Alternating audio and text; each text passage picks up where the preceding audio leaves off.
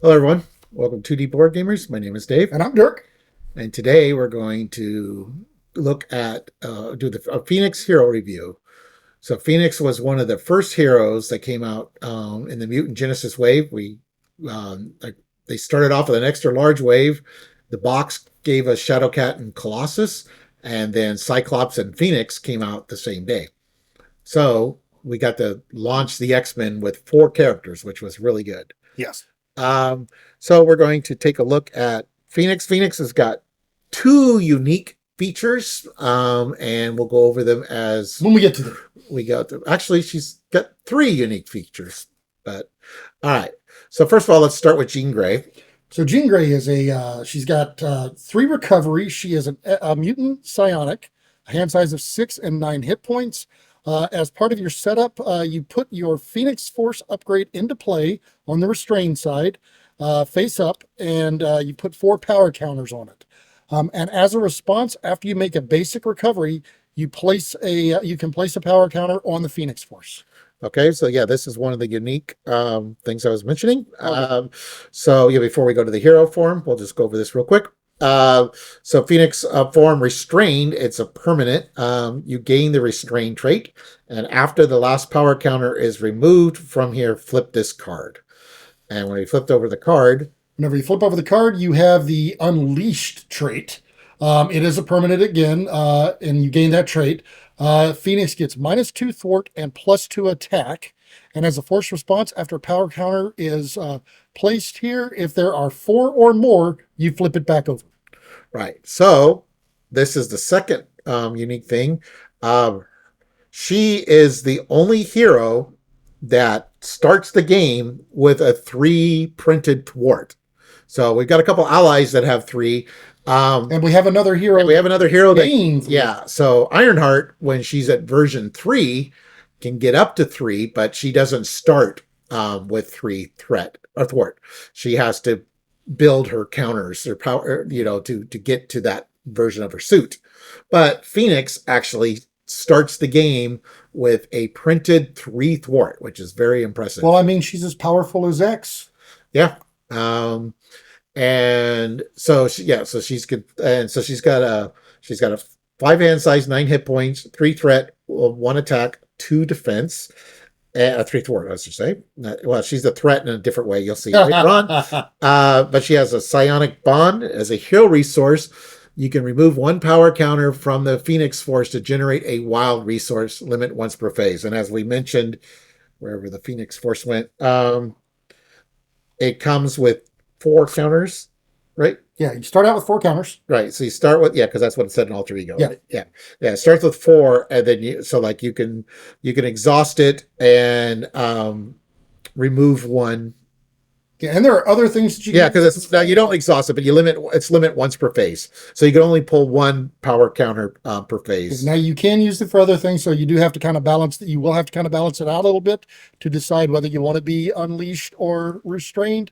But yeah, so it's another resource you've got for that, but you have to be kind of careful. You got to balance it out. So so when we see her events, they do different things depending on if she's restrained or unleashed. Yep. So kind of similar to, say, Wasp's events, where she was tiny or big, they did different things.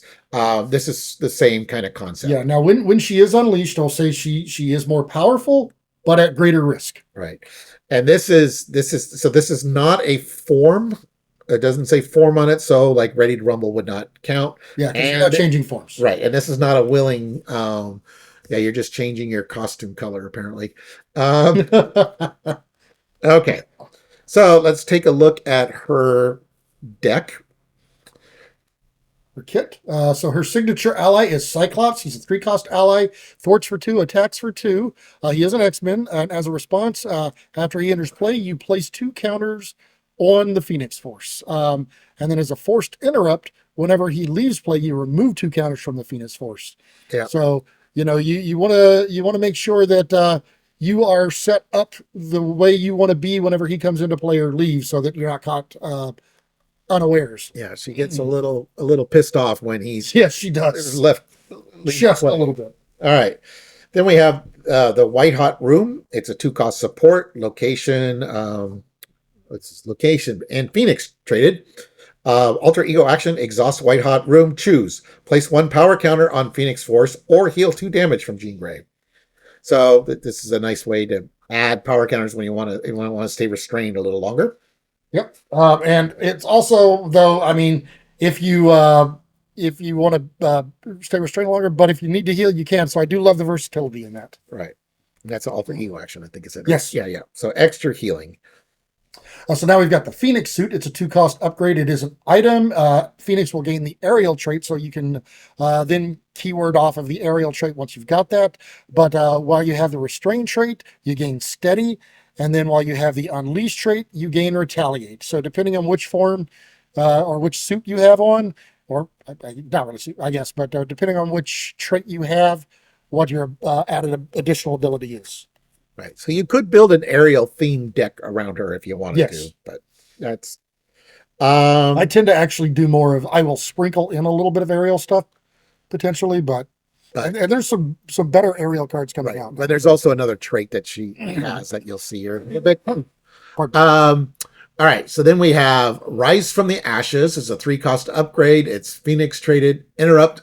When you would be defeated, remove this card from the game, ready your identity, and restore it to its printed hit point value, and then remove each power counter from Phoenix Force. So you're going to be unleashed, but you're not defeated. So there is that. Yeah, and I did notice, we've got a couple of cards so far that have the Phoenix trait. I did think that was a little interesting that she does not have the Phoenix trait, though. No, that's because it's her name. Yeah, I know. All right. All right, so now we've got the Telekinetic Shield. It's a 2-cost upgrade. It is psionic. You can attach it to a friendly character. So you can attach this to any friendly character, ally, or another hero, or an alter ego.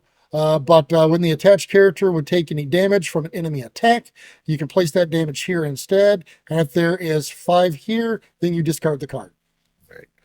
And so she's so it can take a lot bigger than 5. She's psionic as well. So there you'll see kind of similar to like the aerial trait. There are some cards that are really good for psionics. Yep, we'll get to. All right, then we have Mental Paralysis, 2-cost upgrade. It's psionic, hero form only, attached to a non-elite minion. Attached minion cannot attack. And after you flip to alter ego, discard. So it's a way to put someone on ice. Or well, you're not putting them completely on ice. They can still thwart if you go down. Oh no, cannot activate. You said cannot activate. So, okay. Did I say that? Yeah, you said attack. So, and I didn't read the card. Yeah, I'm sorry. All right, and there's another version of minion manipulation. Yeah, mind control. So this is a 4-cost upgrade. It's a psionic condition, and you attach it to a non-elite minion, but you take control of the attached minion and their threat, and you treat it as a controlled ally with a blank text box. And then its thwart is equal to its printed scheme, and it takes 1 consequential damage after it thwarts or attacks. So it becomes a fairly generic ally with thwart equal to its scheme. All right. But it is a good way to, if you have a really nasty one out there, it's a good way to kind of take one of them and help, keep them out of the deck if you needed to, because there are some pretty nasty non-elites. All right, so then we have 2 copies of Telekinetic Attack. It's a 3-cost event. Attack psionic. Hero action attack. Deal 7 damage to an enemy. If you have the Unleashed trait, the attack deals 2 additional damage and gains overkill. So, kind of one of her big themes is her cards are kind of meh when she's restrained, but when she's unleashed, then they're pretty powerful. 3 for 7. I mean, like. Yeah, still not a bad card, but it's so much better when you've got the overkill because there's not a lot of minions there's not as many minions that take 7 damage. Yeah, but like Swinging Web Kick does 8 damage at a cost of 3. Yeah. So this is 1 less, but when you're unleashed, then it's doing 2 additional, and then you get overkill. So. Okay, so then you've got 2 copies of the Psychic Blast. Psychic Blast is a 2-cost event. It is psionic. As a hero action, you deal 4 damage to the enemy, or to the villain. I'm sorry, to the villain. But if you have the psionic trait, then you deal 4 damage to each minion engaged with you as well. Right. So, yeah. Yeah. All right, then we have 2 copies of Telekinetic Trickery. It's psionic thwart, 2-cost event.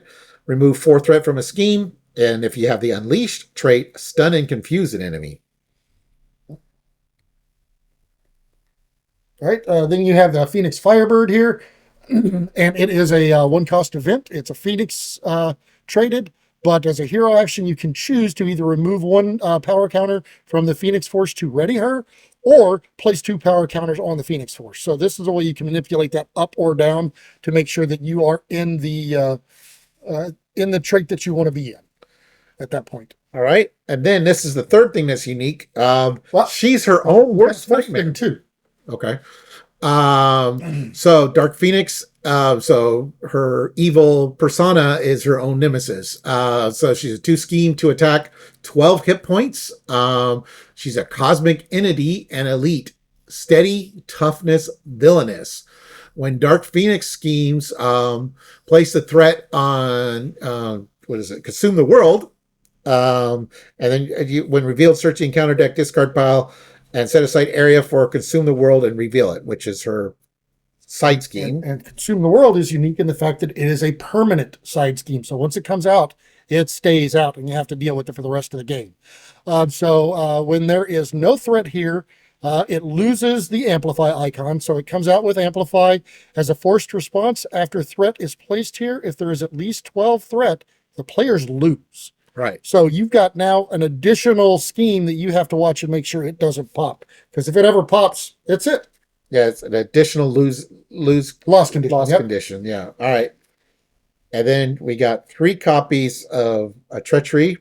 Fiery Rage. It's a peril. So peril is a keyword where other people can't help you. Yeah, we haven't seen those in a little while. I'm kind of, I do kind of miss them a little bit, but at the same time, I don't. When revealed, if Dark Phoenix is in play, she activates against you. If Dark Phoenix is not in play, place 1 threat on Consume the World, and this card gains Surge.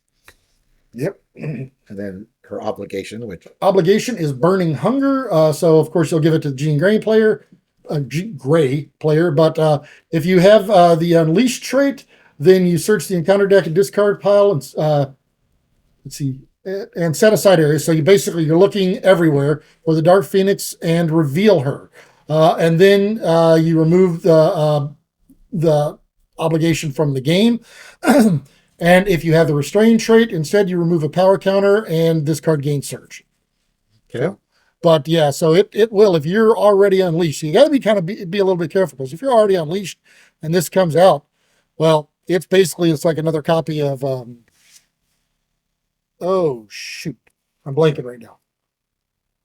I don't know what you're talking about. The bad card that brings out your obligation, your Shadows. Shadows. It's another copy of Shadows, basically, almost. It doesn't bring out everything, but it brings out the 2 worst ones: Dark Phoenix and the Consume the World.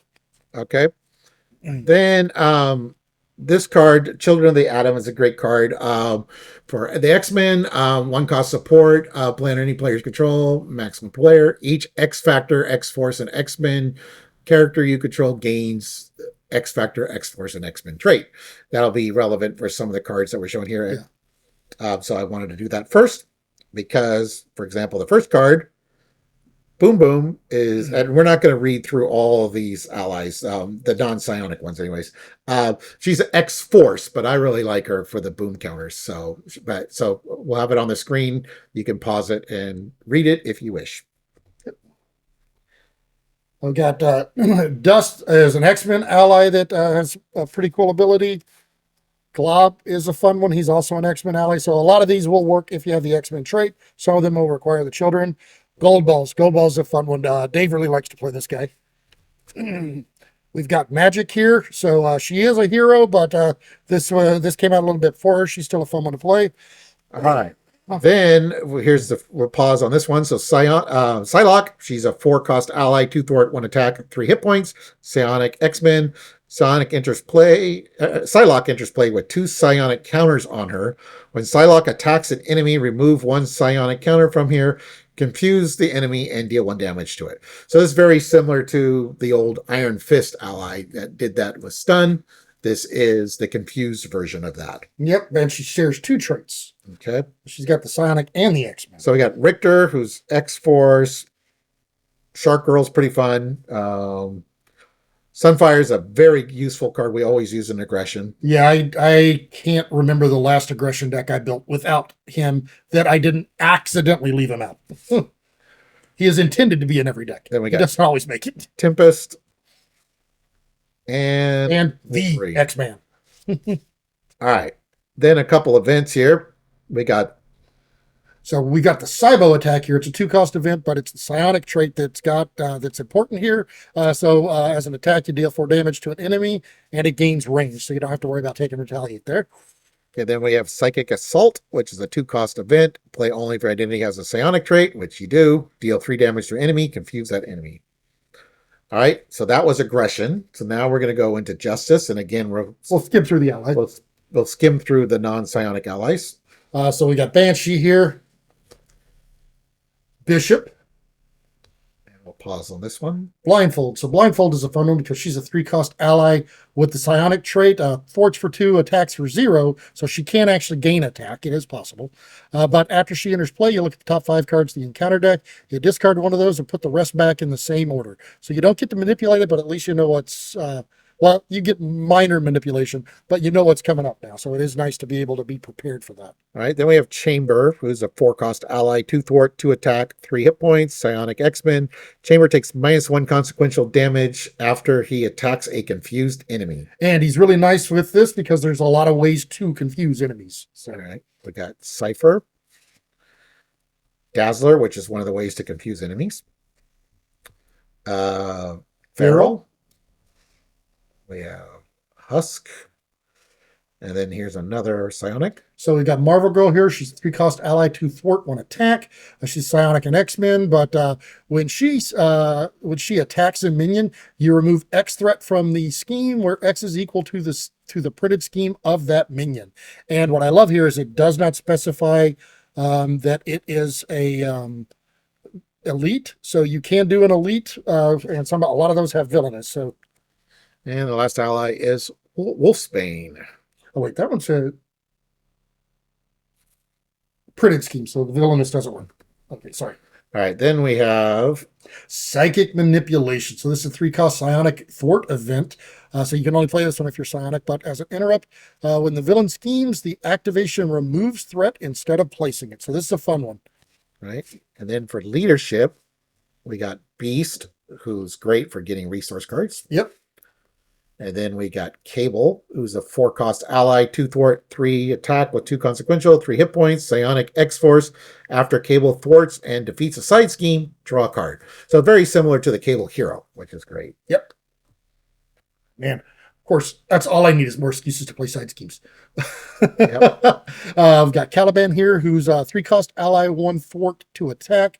He's got the psionic trait. He is X-Force, but he does have the psionic trait.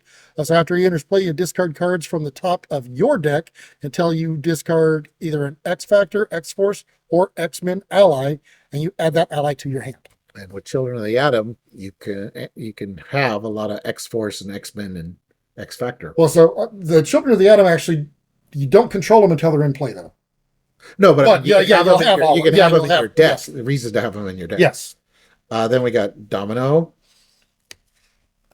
And we have Gentle. And then we got Discard. Phantom X. I love this one because Phantom X actually comes with a friend. He is a 4-cost ally, thwarts for 1, attacks for 1. But whenever he enters play, you search your deck and discard pile for a copy of Ava. Ava is a 0-cost support. She's a vehicle. But if Phantom X is not in play, you do have to discard her. But as an action with Ava, you can exhaust her, and you choose to either remove a threat from the scheme, deal a damage to an enemy, or heal 1 damage from Phantom X. So you could actually potentially keep him out for a very long time if you've got her. Okay. Then we got Havoc. And then we got another psionic character, Kid Omega. 2 thwart, 2 attack, 2 hit points, psionic X-Men. After Kid Omega enters play, choose. You can spend an energy resource to deal 1 damage to each enemy, or you can spend a mental resource to remove 1 threat from each scheme. Yeah, so and I love the versatility of some of these. We've got M here, who is a psionic X-Men character. She's 4-cost ally, 2 thwart, 3 attack. She does take 2 consequential for the attack, but after she defeats a minion with fewer hit points than her, or no, I mean, I'm sorry. After she enters play, she defeats a minion with fewer hit points. And coming in with 4 hit points, she can defeat quite a few minions as they stand full health. But if they've taken a little bit of damage, then it makes it that much easier. All right. Then we have Mirage. She's a 3-cost ally, 2 thwart, 1 attack, 2 hit points. Psionic X-Men.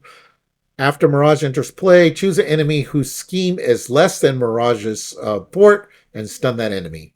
So it's only for like kind of the little guys, unless you have a way to have all allies get buffed when they enter play. Well, what, or either that, or if you have a way to reduce their thwart, because it doesn't, they don't, all she has to do is have it lower whenever she comes into play. Yeah. But they can always go up after that. Like if that card can get discarded, but she still has control of them.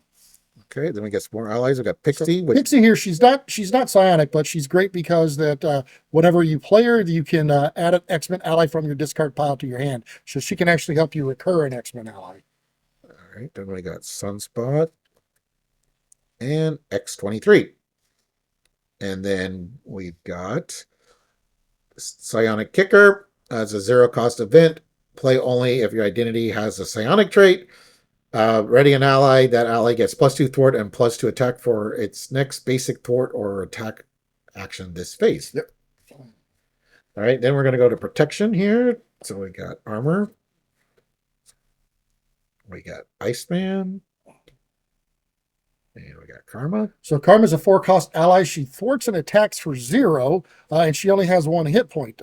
But after you play her from your hand, you choose a non-elite minion, and then as long as she's in play, you take control of that minion. It's treated as though it's a controlled ally with a blank text box. So again, you can blank out something that's pretty nasty. And then its thwart is equal to its printed scheme, and it takes 2 consequential damage after using a basic ability. Okay. Then we got multiple man. And we got multiple man. And And we got multiple. I was wondering if you were going to do that. And then we got Nightcrawler. So Nightcrawler, not psionic, but he's great because he can come out of your hand and you can return him to your hand to prevent damage to an X-Men character. Okay, then we got North Star. Polaris, she can give someone tough. Rock Slide, who has tough, or Retaliate. He's got Retaliate. He's got Retaliate. Rogue, which is an amazing card. And then we got Siren with the best flavor text ever. Warlock and Warpath. Then we've got an event here. Psi-Flail Strike, 2-cost event. Attack Psionic, play only if you have the Psionic trait. Attack. Hero response attack. After you defend against an enemy's attack, deal 3 damage to the enemy and stun it. Right. And then we've got Psychic Misdirection, which is a 2-cost event. It's a defense event that's psionic, and you do have to have the psionic trait to play it. I think almost all of the psionic events require that. But as a hero interrupt, when an enemy attacks you, you can choose a different enemy, and the damage is redirected to that other enemy. And then for pool, the only pool card we have is Negasonic Teenage Warhead, 4-cost, 2 thwart, 2 attack, no consequential, which is typical for pool. 4 hit points, Psionic X-Force, interrupt when a treachery is revealed. You can deal 2 damage to her and cancel the treacheries when revealed effect, and it has a hazard. And I do like to, whenever I play her, I will actually, I like to put healing in the deck so that I can heal her up, because I do like to be able to use that ability when I play her. All right, and then for basic, we got Angel, who gives you a discount when you play him. On top of any other discounts you would Right. normally get. Beak. Colossus, kind of same as Angel, as far as the discount goes. Gambit, his cool thing is he gets cards from the encounter set to set what he is. Hope Summers, who gains your traits. And then we got a Psionic here. So Legion is a 3-cost ally. He's got 1 thwart, 1 attack. But as a response, after he uses a basic power, you discard the top card of your deck. And if it's printed resource, depending on what the printed resource is, 1 ability you get. Okay. And then Long Shot, who plays with the encounter deck. Morrow. And then we got Professor X, who is a 3-cost ally, 3 thwart, 0 attack, 3 hit points, psionic X-Men. After Professor X enters play, choose one. Confuse the villain, stun a minion, or ready an X-Men character. And at the end of the round, if Professor X is still in play, discard him. All right, then I got Shadowcat, Storm, which we'll talk about that in a minute because there's a team-up card with her. Sync, which is pretty fun. Triage, Healing. and then Dirk's favorite X-Men ally. I love her. So yeah, she's psionic as well. She's a 3-cost ally, 2 thwart, 1 attack. You do have to have either the X-Fort or X-Men ally, which you do, to play her. But then after she enters play, you can discard after she enters play, you discard a status card from a character. So and now it does say response, but it doesn't say forced response. So I don't think you have to. All right, then for events, we got Mutant Education, 0-cost event. Play only if your identity has a mutant trait. So you do have to be down to play this. Right. Choose up to 2 identity-specific cards in your discard pile and shuffle them into your deck. And if the X Mansion is in play, draw a card. Yep, which if I'm playing that, I tend to make sure that the X Mansion's in play. We've got Psychic Rapport here, so it's a 2-cost event. It is a team-up card for Cyclops and Phoenix, so it works with her kit. But you ready Cyclops and Phoenix, and you choose to either return a Cyclops card from your discard pile to your hand, or place 2 power counters on the Phoenix Force.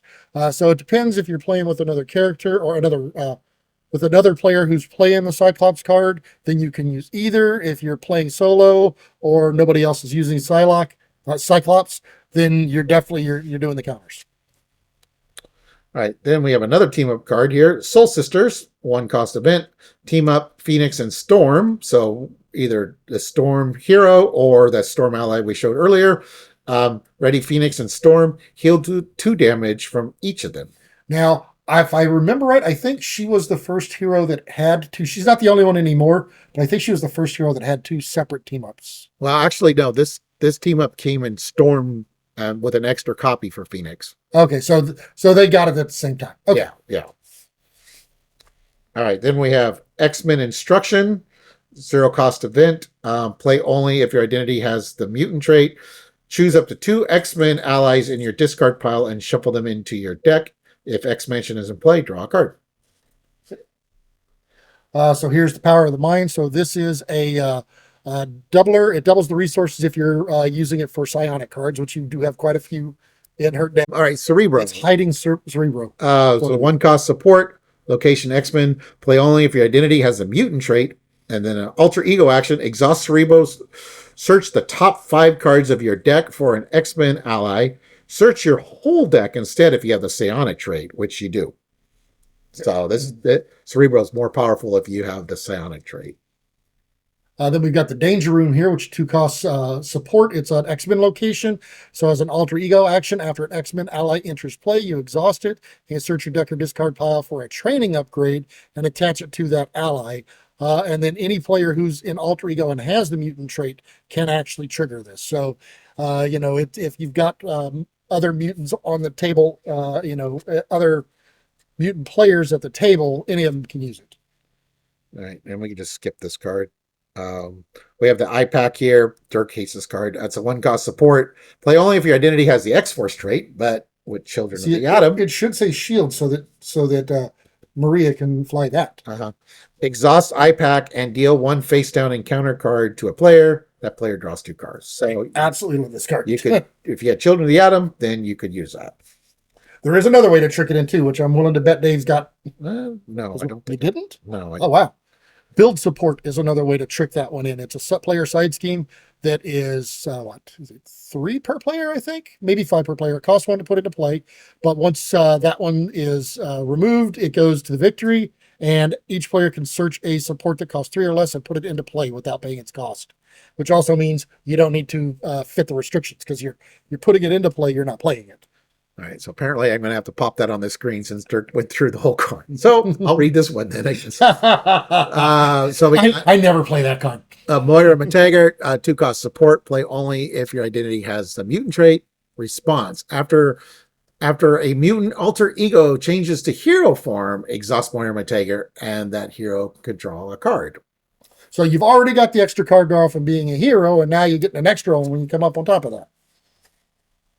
Here we got the Stepford Cuckoos. It's a 3-cost support. It is a psionic persona, and you do have to have the X-Men trait to play this one. It comes in with 3 psi counters, but whenever a player reveals a treachery card, you can exhaust the Cuckoos, spend a psi counter, and then you cancel the effects of that card, discard it, and play a new one. Okay.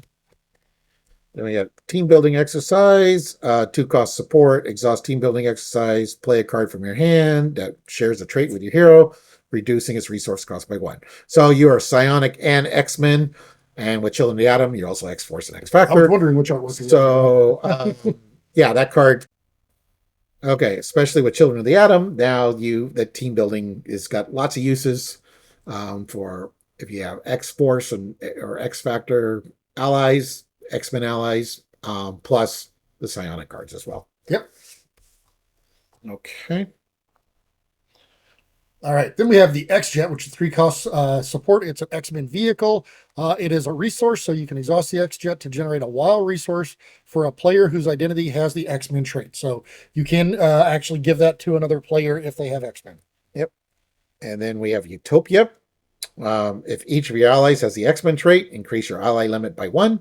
And after an X-Men ally enters play, exhaust Utopia to ready an X-Men character. Yeah, and if you're going to use Utopia, we've already seen it. There's a lot of X-Men allies that you can do that, so there's no shortage of that.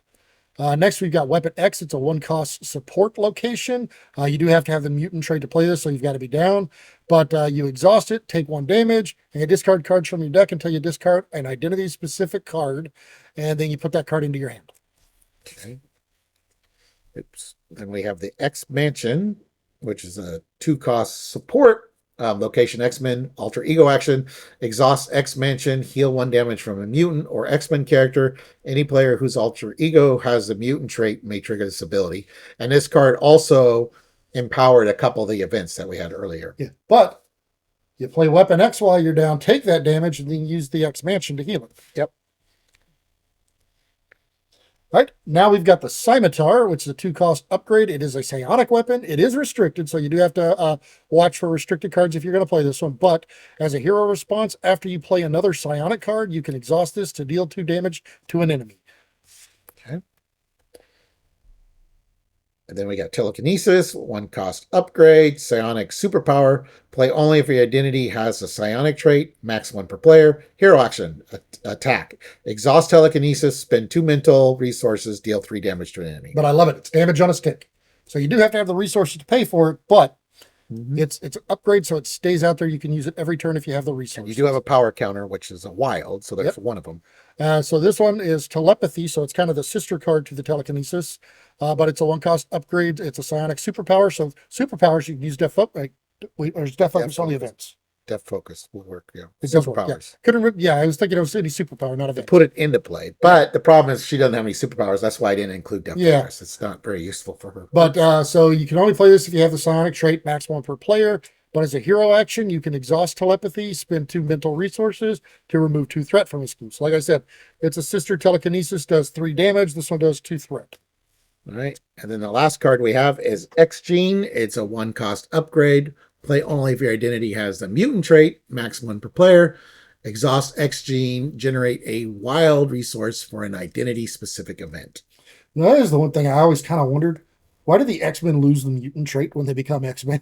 They're still mutants. Well, yeah. Well, for that matter, I always wonder why, like when we, in the back of my mind, when we were doing the Silk and Black Panther Shuri articles, it's like, why are they only a genius in alter ego? Oh, I know. It's like what? They put on the suit and they just forget things? Well, I mean, they're not Hulk. It's not very smart to put on a suit and put yourself in danger, I guess. Yeah. It's like put on some spandex, in a loud color and allow yourself to get attacked by people with ill intent. So people with other loud colored type spandex suits. Right. So it's not very smart to run around in a tight spandex suit, I guess. Well, you know what? It's because they're not a super genius. They need to talk to Wile E. Coyote. Yeah. Okay. There you go. Wile E. Coyote eventually be in the game. Right? Player community, make us that card. Someone probably has. Somebody probably already has. But yeah, so super genius is like the ingenuity card, but generates 2 mental, I guess, right? Yeah. But you have to be a super genius to play it. Yeah. All right. Anyways, so that was Phoenix Hero review. So 4 more heroes to do. We're halfway done. Sorry. I don't remember. We're 50% of the way done because it had 8 heroes this wave. All right. Anyways, thank you for watching, everyone. Please like and subscribe. And if you want to get see new videos for us whenever we post them, go ahead and hit that notification bell down there, and you will get alerted whenever we post new content. All right. Thank you, everyone.